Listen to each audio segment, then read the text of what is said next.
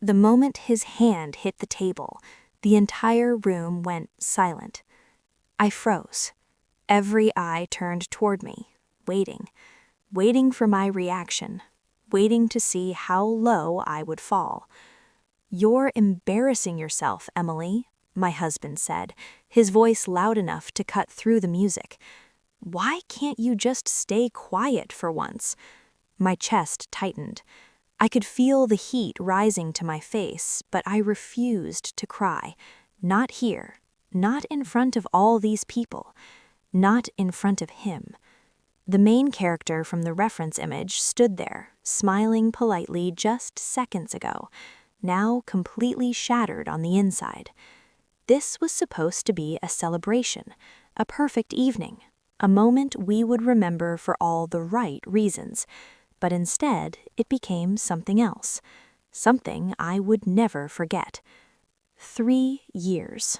That's how long I had been married to Daniel. 3 years of slowly losing myself. At first, he was charming, attentive, the kind of man who made you feel like you were the center of his world. But over time, things changed. Small comments, little jokes at my expense, the kind that made everyone laugh except me. "You're lucky you have me," he would say casually. "I don't know how you'd survive on your own." At first, I brushed it off. I told myself it was nothing. But deep down, something didn't feel right. And tonight, that feeling turned into something undeniable. The room was filled with his colleagues, friends, and people who only knew me as his wife. Not Emily, not me. Just an extension of him. I looked around. Some people avoided my eyes, others whispered quietly, and a few actually smirked. That hurt the most, because it meant they expected this. They had seen this before. "You didn't even prepare the presentation properly," Daniel continued, shaking his head in disappointment. "I had to fix everything myself." My hands trembled. That wasn't true. I had spent weeks working on it, late nights, endless revisions. But none of that mattered now, because in this moment, his words were louder than the truth. "I think we should wrap this up," he added, grabbing his drink, "before this gets more awkward." A soft laugh echoed through the room. And that's when something inside me shifted. A quiet realization, a painful clarity. This wasn't just a bad night. This was who he was, and maybe who he had always been. I took a slow breath. My fingers tightened around my phone. There was something I had never told him, something I had kept hidden, not out of fear, but out of choice. Because I never wanted power to define me. I wanted to be loved for who I was. But standing there, feeling small, feeling invisible, I realized something else. Some people don't understand kindness. They only understand consequences. And Daniel had no idea what was coming. I slowly lifted my head. For the first time that night, I looked directly at him. Not with fear, not with sadness, but with something else, something he had never seen before. Calm. "Are you done?" I asked quietly. He blinked, clearly not expecting that. "What?" I asked, "Are you done?"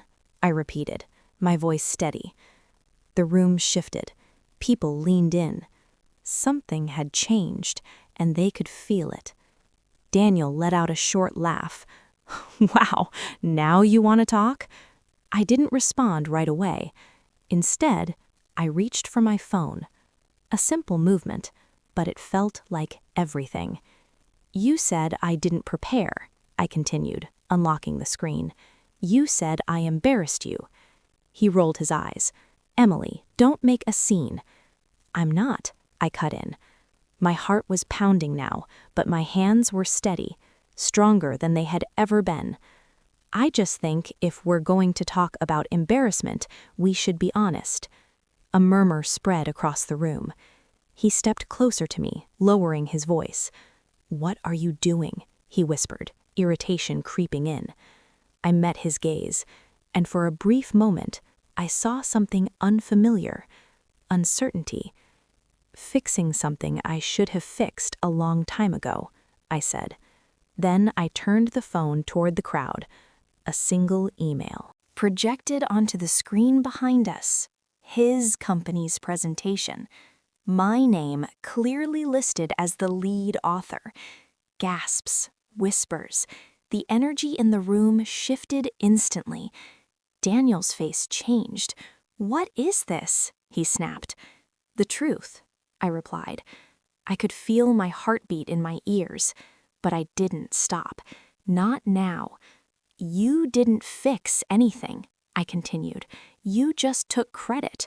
That's ridiculous," he said quickly, but his voice lacked confidence now. "Is it?" I tilted my head slightly. Another click. Another document. Time-stamped drafts. My work. My effort. My proof. The silence grew heavier. Uncomfortable. Real. And for the first time that night, Daniel had nothing to say. I could see it in his eyes. The control slipping. The narrative breaking. "You always do this. You try to make me look bad." "No," I said softly. "You do that on your own." A sharp inhale from someone in the crowd. I didn't look away. I couldn't. Because this wasn't just about tonight anymore. This was about every moment I stayed silent, every time I let him speak over me, every time I chose peace over truth. But tonight, I was choosing differently. And this was just the beginning, because what Daniel didn't know was that this wasn't even the real reveal. Not yet. The tension in the room was suffocating. No one spoke. No one moved. It felt like time itself had paused, just to watch what would happen next. Daniel's jaw tightened. "You're overreacting," he said, but the confidence in his voice was gone, completely gone. I studied his face, really looked at him, and for the first time, I didn't feel small. I didn't feel intimidated. I felt free. "Am I?" I asked softly.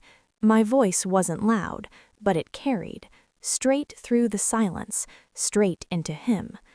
"You humiliated me," I continued, "in front of everyone." He scoffed. "You're being dramatic." A familiar line, one he had used countless times. But tonight it didn't work, because tonight I wasn't the same woman anymore. "You're right," I nodded slowly. I was dramatic. His expression shifted slightly. Confusion, curiosity, fear. But not anymore. I took a step forward, closing the distance between us. And then I said the one thing that changed everything. I called my father. The words landed like a shockwave, not loud, not aggressive, but powerful, unavoidable. Daniel blinked. "What?" I held his gaze. "He's been watching," I added. A ripple of unease spread across his face. "That's not funny, Emily." "I'm not joking." I turned slightly, just enough to glance toward the entrance, and right on cue, the doors opened. The room shifted instantly. Heads turned. Whispers erupted. Because the man who walked in was not just anyone. He was someone people recognized, someone powerful, someone Daniel had been trying to impress all night. My father. I watched as the color drained from Daniel's face. "You didn't," he whispered. I didn't respond. I didn't have to, because everything he needed to understand was already happening, right in front of him. My father walked in calmly, confident, unbothered. His presence alone changed the atmosphere of the room, and when his eyes met mine, I felt something I hadn't felt in a long time. Safe, seen, strong. He approached us slowly, measured steps, controlled energy. And then he stopped, right beside me. "Is this the man?" he asked quietly. I nodded. That was all it took. No yelling, no scene, just a single moment of truth, and everything Daniel had built started to collapse. Daniel tried to speak, but no words came out. For once, he was the one struggling, the one exposed, the one small. "I didn't know," he started, his voice barely holding together. "That's the problem," my father interrupted calmly. "You never bothered to know." The room was completely silent now, every person watching, every person realizing they had misjudged everything, including me. "I gave you respect," my father continued, "because you were my daughter's husband." Daniel swallowed hard. "But respect," he added, his tone firm now, "is something you earn." I felt my heart steady, my breathing calm. This wasn't chaos anymore. This was clarity. "I think it's time we end this," I said quietly. Daniel turned to me, panic flashing across his face. "Emily, wait!" "No," I shook my head. For the first time, I didn't hesitate. I didn't second guess. I didn't shrink. I waited long enough. The words felt heavy, but freeing, like breaking chains I didn't even realize I was still carrying. "You don't get to humiliate me. You don't get to rewrite the truth." He looked around desperately, but no one was on his side anymore, because now they could see. And more importantly, I could see. "I'm done," I said. Simple, final, real. The silence that followed wasn't uncomfortable. It was powerful, because for the first time, it belonged to me. Daniel stepped back slowly, defeated. Exposed, alone. And as I stood there, next to the man who had always believed in me, I realized something. Power isn't loud. It doesn't need to prove itself. It just exists. And when you finally stop hiding it, everything changes. I took one last look at Daniel, not with anger, not with hate, but with understanding, because he didn't lose me tonight. He lost me a long time ago. Tonight, he just realized it. And as I walked away, I didn't feel broken. I didn't feel humiliated. I felt something far more dangerous, unstoppable.